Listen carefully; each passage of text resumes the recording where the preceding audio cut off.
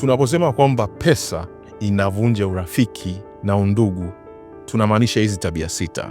Tabia ya kwanza ni kupiga mizinga isiyoisha.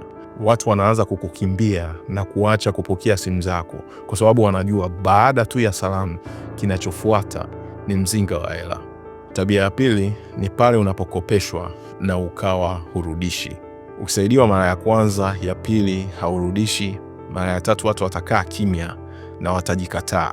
Tabia ya tatu ni ishu ambayo mtu anakuomba hela na haijulikani kama ni mkopo au ni msaada. Anakuambia una 20 ya karibu hapo, una buku 5 ya fasta.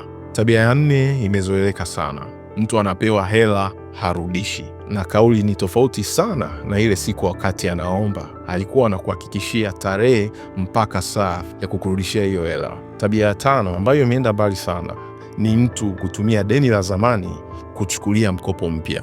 Anakuambia bwana, nina shida ya shilingi kadhaa na ile deni la zamani nalikumbuka sana tu, kwa hiyo nipe hii ili nimalizie ishu yangu, alafu nitarudisha kwa pamoja, na mwisho wa siku zote hazirudi. Tabia ya 6 ni kulaumu usipopewa hela au unapodaiwa kile ambacho umeshapewa. Na uaminifu kwenye hela unavyozidi kupungua, urafiki unakosa thamani kabisa, na mara nyingine hata undugu unavunjika.